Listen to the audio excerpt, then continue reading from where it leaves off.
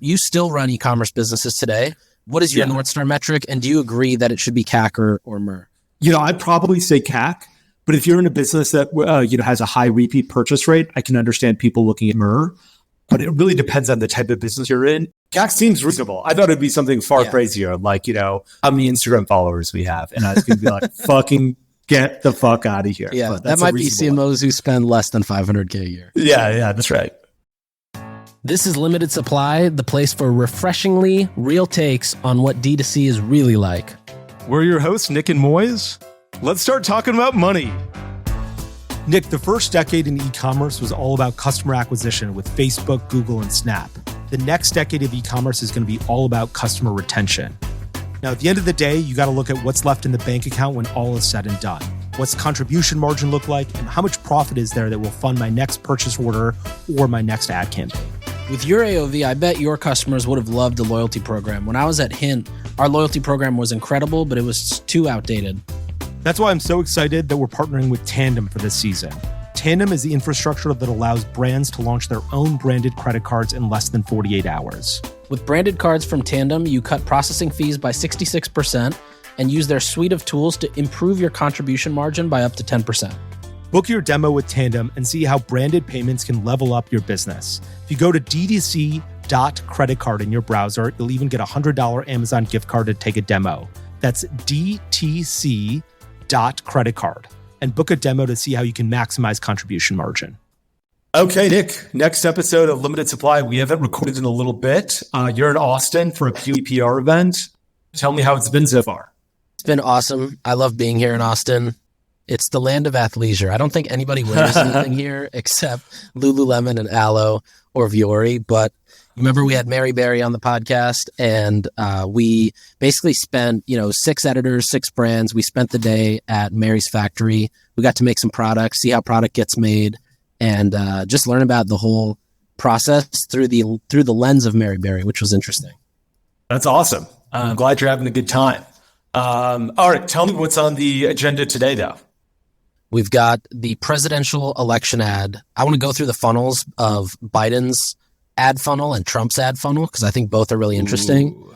We've got a research report we did a few weeks ago that I've got some findings from, and I want to get your opinion on what some of the answers were here and what you would do or if you would agree with some of these answers. And then we've got some CRO tips that I think we should chat through because we've been talking about CRO but not gotten to more tactical CRO. And then I think you've got something on barcodes. I don't know if we'll get through all of it. Sure. But whatever we don't get to, it'll spill over to the next episode. Let's start with presidential elections. I saw this in your newsletter last week, and it was awesome. Yeah. I didn't go through. I didn't realize you'd gone through the Trump and Biden campaigns. So I wrote a newsletter last week, and basically the idea was I wanted to see what are channels you can talk. And this was inspired by, forget his name. I'll find his name in a second. But somebody tweeted from Beekman 1802, which is a skincare brand. He tweeted about where should we go during election year when CPMs go up, and David Baker is his name. When CPMs go up and billions of dollars get poured into the ecosystem, it's almost similar to the way that Temu and Shein just came in and started throwing billions of dollars into the ads platforms. Sure. Everybody's CPMs go up, except this happens all within a year's span. Because no one really spends on political ads until probably a month from now or 2 months from now. That's when all the money's about to come in. And so I started going through and I was like, look, I found this tool that Google has, which is like the election transparency. This happened during the last election when Facebook got pressured to really start showing who's advertising to who, how many people are seeing it, what's the messaging. And so now we have the Facebook ads library. They have a separate one for the election stuff. And then Google has one for the election stuff as well. And so I started going through and I was like, all right, let's look at both Biden's funnels and Trump's funnels, because I remember I worked on the Michael Bloomberg campaign, and basically my entire job there was to come in and just help with landing pages, like make the funnels better, try to increase click-through rate or donation rate. And so I thought, okay, let me break down the Biden funnels and the Trump funnels. And obviously, just when you think about it, which one do you think is more aggressive? The Trump ones, obviously. But what's interesting, I guess, is twofold. The one is I had no idea that Bloomberg was even trying to raise money. I just assumed he was like, you're going to give me what, $50 million. Who cares? I'm just going to run, I've got that in my the thing is, like, I think you have to have some number of donations or some number of donors. So like when Vivek was doing his donations, he would ask people for $1 because he just needed some number of $1 donations to get on the debate stages. That's right. Yeah, great point. That's exactly what it is. Okay, gotcha. And the crazy part is you literally just need a ROAS of 1.001 in order for this to make sense, right? Because basically you're not sending them anything. It's just, can you get their ROAS at above 1? Okay, so I'm going to walk through the Biden. And the Trump one is more aggressive. Is that right? The Trump one's way more aggressive. The Biden one, so right off the glance, it looks like it was designed by like a Brooklyn-based branding agency. Very chill, two-tone colors. There's no real information on the website or anything that sort of builds emotion, which will be relevant when we talk about the Trump site. And the copy and the messaging, in my opinion, is very weak in terms of addressing, like, if you're about to put your vote behind this guy, why should you do that? There's no real copy addressing that. So then when you click through to the donation page, the donation pages for both the Republicans and the Democrats are actually done by a different company. It's called, I think it's Win Red and Win Blue, or Act Blue, Win Red, something like that. Sure. So when you get to the donation page for Biden, there's no information as to what exactly you're donating toward, meaning, which will be relevant when I talk about Trump in a second.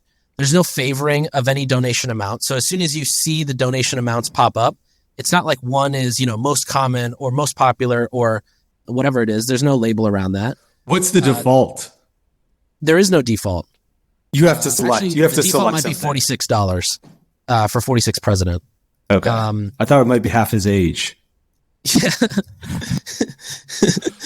And then the cool thing that they do, which is the only cool thing I thought that they do, is they do offer you to make donations via Venmo and PayPal, in addition to obviously credit cards. And there's no force to subscribe. They make it very easy if you want to subscribe or if you don't want to subscribe. And their CTA is donate, one word CTA. Wow. Okay. Yeah. I'm on joebiden.com. And yeah, it's like, hey, look, Donald Trump's the front runner and they just have 10, 25, 75, 150, 250. They don't have $50. They don't pre-select anything. Yeah. Nothing, which is really surprising. On the lander that I got on specifically, which this could have also been a lander that they were using previously, and maybe now they updated it, the amounts were 10, 25, 46, 100, 250, 1,000, and 2,000. My guess is most people were probably 10 or 25. Yeah, sure.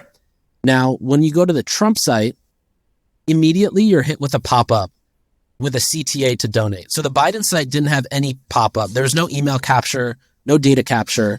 And if you remember that one article about 4 or 5 years ago that talked about that boiler room sort of setting where the Trump digital campaign worked. Do you remember that article? It was like a 8-page Medium article. Their biggest advantage was first-party data. Like they had landing pages down to cul-de-sacs based on whatever the people they knew in that area would want to see changed if Trump became president. So Biden's thing didn't collect any first-party data. These guys immediately try to get first-party data.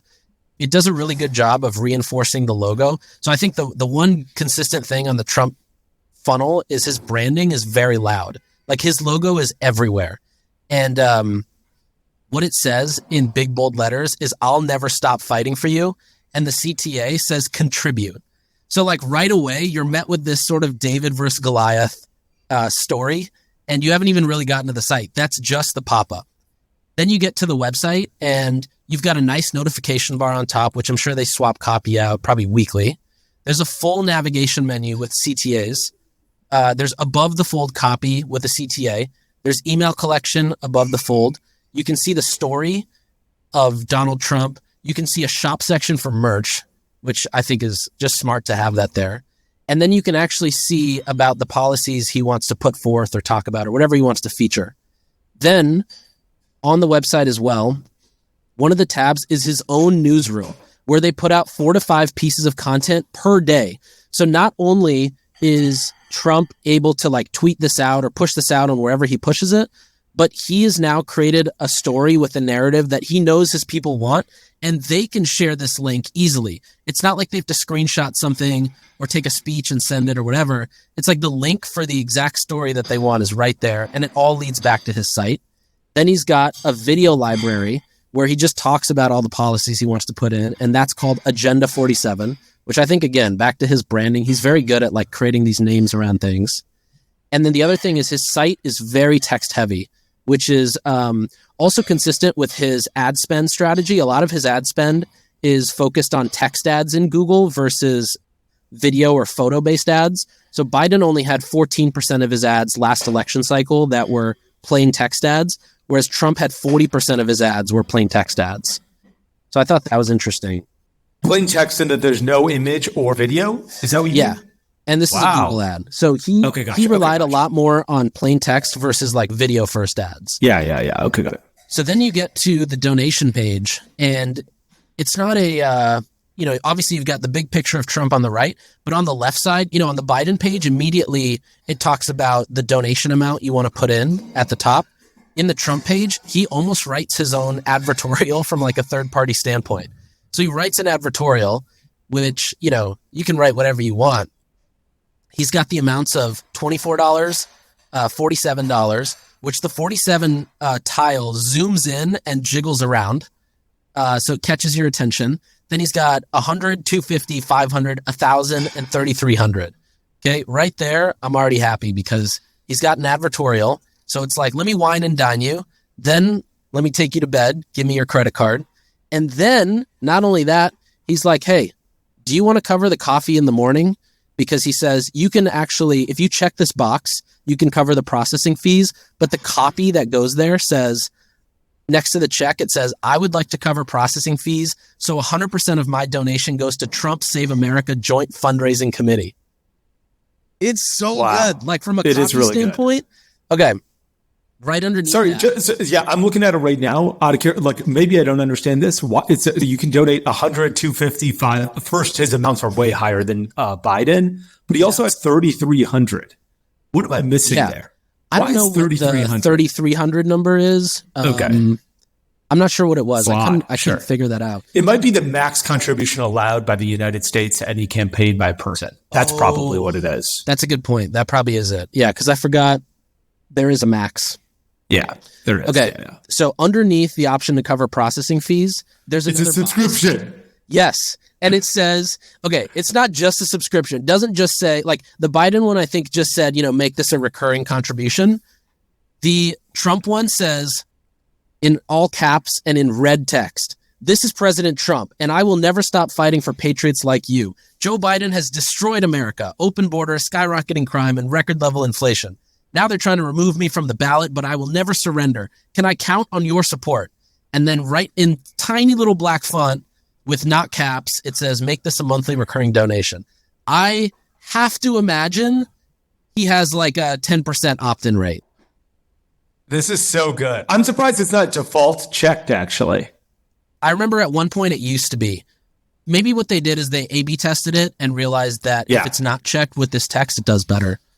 Now, underneath that, it says, hold my payment. It's basically an option to hold your payment token for another donation. And it says in big red caps, it says, President Trump, : they're not after me. They're after you. I'm just standing in the way. Please check this box to donate one more time and help me on my mission to save America. And basically what it does is dynamically, whatever amount you choose in the first step up near the top, if you check that box on January 31st, it'll just donate an additional amount. And I'm not sure if that's just at the end of every month, it just changes, or if there's something significant about the 31st. But I just thought that was like, he's like, if you're not going to subscribe, double up maybe the I can donation. Hold your payment token. Yeah. Get another double donation. The donation. Yeah. And then as you try to leave the page without making a donation, you get an exit intent pop-up to make another donation. And it's an image. The exit intent pop-up is an image of him looking at you, pointing at you. Yes. And saying, I'm never going to surrender. Wow. This is so good. How is it possible that Joe Biden's website is so bad? Like, is there literally no one on the Biden campaign who has looked at the Trump campaign's website to be like, how do we improve our donations? Yeah. And the thing too is, it's not like, Biden's not doing any of this stuff, like not even a pop-up, not even, trying to collect information. It's like none of it. So anyways, I thought a couple things I thought were really good. One was, if you're not converting on your own website, it's probably because you don't have enough context and content on your site. If you look at both the sites, the Trump site goes way deeper into content, especially content that he knows people are going to resonate with. The other thing is the text he has at checkout is the equivalent of in your checkout process on Shopify, having text in the checkout process that basically reassures with social proof and sort of reiterates the messaging that people initially probably came in thinking they were going to get. So if you've got, a supplement that says it's anti-aging and that's the ad you click on, having that text reaffirming that towards checkout is, I think, the lesson here. And then the last one that I think Trump does a killer job of is the upsells at checkout. Like, he wants that subscription. If he's not going to get the subscription, he's going to try to at least get one more donation out of you. And, that's basically like an upsell and then a downsell if you don't take the first one. You're right. Biden has the upsell of making it monthly, but it's not nearly as powerful. He doesn't say, we need to preserve this country's democracy. Like, democracy is on the line. Can you donate to democracy monthly? Check this box. That's a far more compelling thing than just count me in, donate once. He doesn't have that other upsell. You're right. That PayPal and Venmo make his, I like that he has PayPal and Venmo. Right. I'm surprised no one has Shop Pay at this point, I'm surprised Trump doesn't have Venmo in his. My only guess is that he gets some insanely favorable processing fees by just doing credit card through WinRed or whatever that name is. And he just doesn't want to pay the difference of PayPal and Venmo's processing fees. WinRed is I'm pretty sure it's basically the PAC that supports all Republicans. And what happens is once you're the nominee, they sign a joint fundraising agreement between the nominee for president and the RNC. And so some fundraising as you raise money will go to the president and some will go to the RNC so that they can get people to win down ballot. So I'm not exactly sure how it works. I'm surprised that he would I'm surprised he still wouldn't have Venmo. Even if you have a very good processing fee, I mean, you guys must be raising millions and millions of dollars, hundreds of millions of dollars over the next 9 months. Trump's is certainly more on brand as well.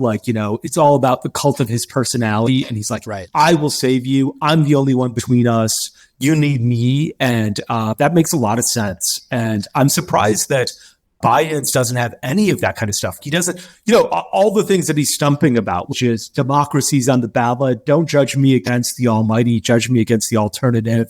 Inflation is down. Dow just hit a record high. I'm surprised that he doesn't talk about any of that when he's fundraising. That is bananas. Yeah, you're right. What a terrible sight. Yeah, and I think the other thing that Trump, I remember hearing about how just savage Trump's Facebook reps were in the last election. And I bet one thing that I can imagine does really well, or that they do consistently, is I bet they really go hard in testing messaging and copy, because a lot of what he says, for example, they're not after me, they're after you, I'm just standing in the way. I don't know where that was taken from, but that, for example, the first time it was said probably got such a great reaction, and they put it on everything almost immediately. So I think I heard him say that, or I saw that he said that maybe a week or two ago, and it's on every single one of his campaign materials at this point. It is the thing that he likes to say, being look, I'm fighting for you, even though he's they're all after me, but they're actually but as I'm standing in between you and them, which I don't really understand, but it seems to resonate with his base. Okay, Nick, I went to Long Weekend's website and I used Weekend Pay when I checked out. I know that's powered by Tandem. Can you tell me what the hell Weekend Pay is? Yes, so Tandem's awesome. Have you ever gone to JetBlue's website or the Macy's store and been asked to sign up for their credit card? That's because the stores benefit from lower processing fees, higher shopper AOV, higher customer loyalty, and a higher repeat purchase rate. Tandem allows any Shopify brand to build their own branded credit card system. Previously, you had to be $1 billion a year brand to go to a big bank and build a branded credit card with them. I've actually gone down that path to see what's possible, and that's how I actually discovered Tandem. The same team that built this at Capital One for brands is now making it so that any DTC brand can immediately launch a branded credit card. On top of that, with Tandem, you can focus on contribution margin. Many of the brands launching with Tandem are seeing a 10% increase in contribution margin from the program. 2024 is the year to focus on profit. To learn more about Tandem, open your browser and enter dtc.creditcard and then press enter. Book a demo with the amazing team at Tandem, and if you're a brand that does over $5 million a year, you'll get a $100 Amazon gift card. Again, go to dtc.creditcard to make more profit. Yeah. Let me ask you the question. Who do you think has more Instagram followers? I'm going to give you three alternatives. Trump, Obama, or Biden? I would imagine Trump has the most. Okay. And then who's second? Then probably Obama and then Biden. Okay. Yeah, Biden is the lowest at 17 million. Trump is 23 million. Obama's 36 million. Wow. So Obama is 50% more actually than Trump. You said Trump was 23 and Biden 17. Yeah. Wow. Damn. I would have imagined all of their accounts to actually be higher, given that, they're the leader. They were the president of the United States at some point. Yeah, that is bananas. I think it'll be interesting to see how content plays a role in this election, especially because this time TikTok is a platform that is going, when the war in Ukraine started, I feel like TikTok was where the news was being broken and video from everything happening was being shared in real time. And I'm curious to see how that impacts the election season this year. Yeah. Also, can you advertise? Is it good to advertise on TikTok? Is it terrible to advertise on TikTok? Does TikTok allow political ads? I would guess that they would say no right now, because they don't want to. The answer is no. And also, it's hard to advertise on TikTok if you're like, we should ban it or we hate China. We need to regulate it. Also, it's a major platform for me to raise money. Right. Imagine just Biden doing like a TikTok dance talking about why you should donate. Yeah, I can see Obama doing that. I cannot see Biden doing that, or Trump doing that, for a matter of fact. Yeah. I do remember reading this article back in 2018 or something, and it talked about how good Trump's team was with Facebook ads and how they would sit right next to the Meta reps and be like, what's working, what's not, how can we target better? This was pre-Cambridge Analytica and iOS 14.5. But they also talked about Hillary Clinton's team, and they'd be like, hey, this is how, you should do things. And they were like, we got this. We don't need better. Yeah. The Trump campaign listened, ironically, and the Clinton campaign didn't listen at all. And the proof is in the pudding. Obviously, one won and the other lost. Yeah. But pretty bananas that it's so important. And Trump is doing such a good job. I'm surprised that Biden is not making this better. Yeah. It's millions of dollars at stake, maybe billions over the next, 6 months, 7 months, 11 months. What's the problem here? The only thing that Biden does that I think is a good thing is as soon as you land, there's a full page takeover to donate. But I still think it's not as great as the pop-up because it's sort of like, hey, come to the bedroom with me right now before, let me tell you about what's going on and see if, you agree with the stuff. Yeah. Also, there's no exit intent pop-up or anything on Biden's page. He also talks, he has a vice presidential nominee, obviously, and Trump doesn't. I just wonder if Trump ever updates his page when he has, let's say, it's actually going to be by Pence, but would it say Trump Pence or would it just say Trump forever? Because they care about the cult of his personality. Okay, last thing before we go to the report. If you had to guess, without looking, if you had to guess the traffic that similar web reports for Biden and Trump, what would you guess? Double Trump than Biden. So I'd say I'd say twice as much for Trump than is for Biden.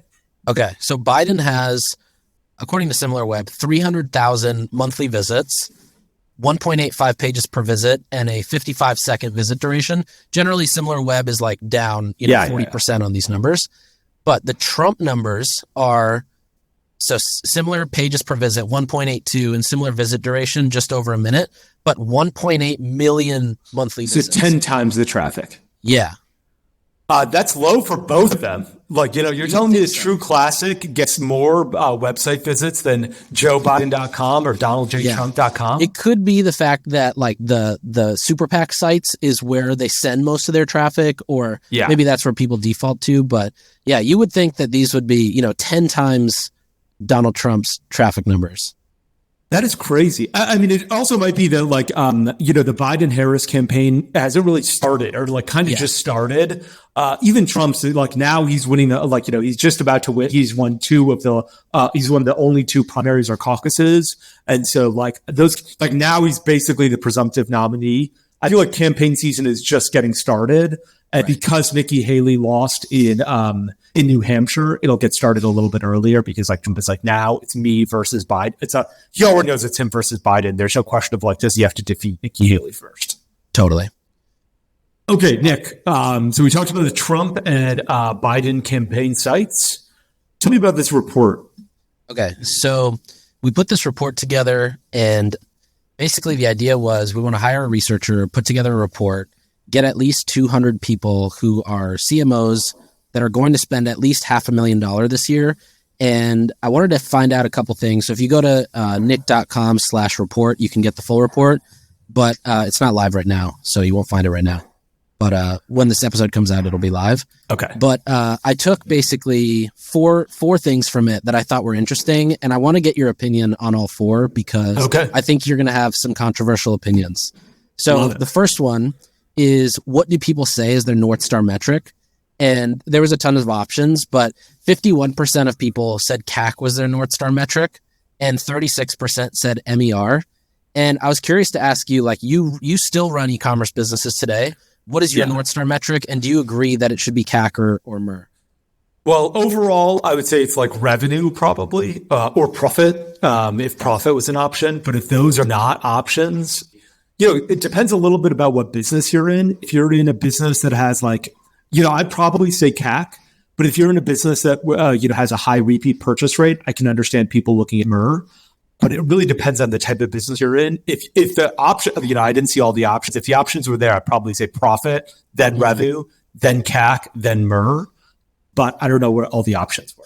CAC seems reasonable. I thought it'd be something far crazier, like, how many Instagram followers we have. And I was going to be like, fucking get the fuck out of here. Yeah, but that might be CMOs who spend less than $500K a year. Yeah, that's right. Okay. The next one I thought was interesting. What's yours? Wait, before we get to what's yours? I think mine would be profit as well. Profit per order or revenue per site session. Yeah. Revenue per site session. Was, that's interesting. Yeah. And I think that does a good job of encapsulating CAC, but also just understanding like where's the issue that you need to fix. Yeah. Okay. Next one was on figuring out where to spend ad dollars. So there's a bunch of questions or a bunch of options, but 50% of the people said they decide where to spend their ad dollars based on where they can test for cheap. So the standard in direct to consumer, I feel like, is a 10K test. So half the people said, if I can test for 10K, I'll go test on that channel. And then just over 20% said, I'll only go test on that channel if my competitors are there and if they seem to be doing well. What drives you to figure out where to spend dollars or test a new channel? I may not be the best example because I've tested a few channels and sort of like what I like. I think a 10K test is pretty high for a channel test. Like, in 2015, I would say you need $50 to test an ad. Today, I'd probably say you need $500 to test an ad. Maybe maybe you're right. Maybe it's $10,000 to test a channel. I'd probably be more cautious with like Snapchat. I wouldn't spend $10,000 on Snap. I'd spend $2,000. Or even like on Pinterest, I'd spend $2,000. Yeah. But on like Facebook, I'd say, okay, let me test a bunch because everyone seems to have success here. So it's probably closer to 10. To test a channel, like what would it take to get me to test a channel? Really, again, I hate to say this over and over again, but it depends on like the size of the business you are.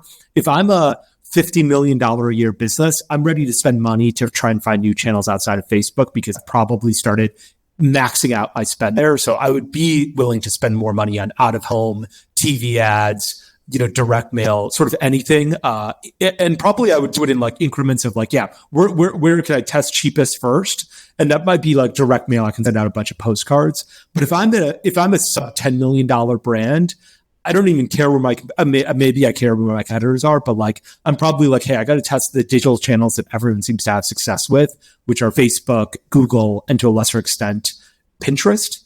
Mm-hmm. Those are probably the three that I would test right out of the gate if I was a small brand with 10K in budget to spend on ad testing. I wouldn't be like, if I'm creating what's a good example of this? If I'm creating a Swiffer competitor, I wouldn't be like, wow, you know what? These guys are advertising a lot on TV. Let me go spend this on TV. Yeah. I'd be like the digital like Facebook. If you're not on if Facebook, Google, and Pinterest sort of aren't your top three, or maybe TikTok or YouTube, I would consider YouTube as part of Google. If Facebook, Google, and and Pinterest and TikTok are your top four, I would make those your top four. And then after that, I'd probably answer with, where is it cheap to test on? The question sort of reveals like people's mindset and how they think, because I remember, and I think you're the same way. I remember when I was at Hint, I never thought about competition or what my competitors were doing. Even today with Sharma Brands, I never think about like, okay, what is this other competitor doing? I don't even think we have competitors. And, sure. But I do agree. Like, I think the 10K test is really the sweet spot. And I remember like even going to Refinery 29 or some of these big publishers and media companies, and they're like, here's a $70,000 test. I'm like, guys, let's test with 10. I promise you, if we test with 10 and it works, I have $1 million waiting here for you. So I guess, how would you answer that question? And then I've got a story about Refinery 29 really quickly. On figuring out where to spend, I think I would first like just assess what's working, what's not working. And then, if I'm looking to test, like I remember the first time I tested an advertorial, the only reason we could do it was because it costed $5,000. The first time we tested Quantcast, we only did it because it was $10,000, and then it paired well with Facebook. The only reason we tested TV even was because we got a really good deal on remnant inventory. So I do think like the low tests were popular to get people in, and then it's sort of like we went into this huge VC bubble where everybody was throwing crazy dollars amount. Now I think we're back to that 10K world. Yeah, you're right. So for you, basically budget matters as well, which is like how expensive is it to make a test here? Yeah. Okay. Vice is selling Refinery 29. They've been trying to sell off pieces of their business because they had to go through bankruptcy. I think BuzzFeed is like shut down. You were saying they wanted $70,000. You said, hey, let's do 10. Well, I think the reason they wanted 70 is because they're probably like, well, once you do the 10, it won't work. So we're not going to get the other 60. You might have $1 million, but that's not going to be for us afterwards. Yeah. Last year they did 30 million in revenue. Believe it or not, I was also going to talk about Refinery 29 on this podcast. Oh, amazing. Refinery 29 did 30 million in revenue last year. And I think today they might sell you that business for $70,000. Wow. So times have changed a lot. The next one was initiatives people are doubling down on. 15% of people said TV. 50% of people said they're going to be building deeper communities. So they're going to do events and meetups and things like that. 63% said influencer and creator partnerships, which I feel that I think people are just virtue signaling with that answer. And 78% of people said paid social display or video, which I think that's real. I don't think the 50% and the 63 are legit. Yeah, I guess it depends to me on like how big the brands are. If you're like north of a $50 million brand, I believe that a lot of people are going to spend money on like UGC or creators or something like that. If you're a $10 million brand, even then you might be like, let's spend $50 this year to do it. Like, small amounts. I guess the part I don't believe about this is 78%. Do you know how big these brands are that they surveyed? We don't know how big they are because it was anonymous, but they're spending at least $500,000 in advertising. So what are the 22% that aren't spending on social media? What the fuck are they doing? I'm surprised that 78% of people said they're going to spend on social media. I'm surprised that 22% of people are saying, I will not spend on social media.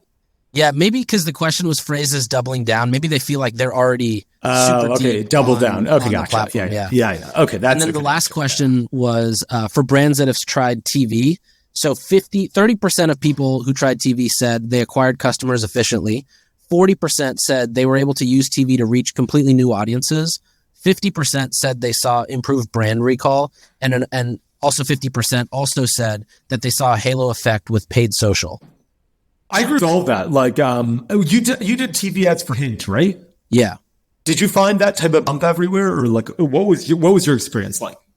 We saw branded search obviously went through the roof. Retail sales definitely saw like some sort of a halo effect, and not only retail sales, but retail buyers. They wanted to give more space or feature it better in the store. And then paid social, I don't remember seeing that there was a significant decrease in paid social, but I think it's because at the time the paid social investment was above 7 figures and the TV investment was, probably low 6 figures. Yeah, I don't think the investment was big enough for us to like realize that, but what we did is we just took whatever the best Facebook angle was and just replicated it on TV. And we found that to be pretty efficient on its own when you just look at the attribution from TV. That's awesome. Yeah, I think TV does have this halo effect that it's very hard to measure. Like when we did it at Native, we were already in brick and mortar stores. And so, we saw an increase in sales, but like it was so hard to identify what is working here. Is it like, we're doing new promotions, we're getting more facings in stores, we're getting more shelf space, we're getting more end caps, we're launching TV ads, and we're spending a fortune on Facebook ads. What is working? Probably a little bit of all of this. Would you measure, did you ever do a holdout test with TV or radio and try to look at the increase in store unit sales? Yeah, we did. I don't always believe those things. Like, I feel like, I'm just like, this doesn't seem like it's really effective. We did do that with Instagram ads. Actually, we did do like a test where we're like, let's advertise a bunch of our top stores and our bottom stores and see what happens. Mm-hmm. And we can go over that on a different episode because I think that's worthwhile to get into. We should totally do that. But I think that TV is super powerful. Like, look, if you're a young brand, do not bet your entire life on TV. It will not work. It'll take time to determine what type of creative works. And unlike Facebook, it's not like a $500 test to see whether the creative work. It's thousands of dollars to create the ad, edit the ad, run the ad. It's tens of thousands of dollars probably in terms of an investment. But at a certain scale, it makes a ton of sense. And it's the only thing that I can think of that is at a scale of that where you can spend money like you can spend it on Meta. On Meta, people spend $1 million a month. On Pinterest, I don't think anyone's spending $1 million a month. It's tough. On TV, you can do that successfully. Yeah. Amazing. Okay, I think you got to run.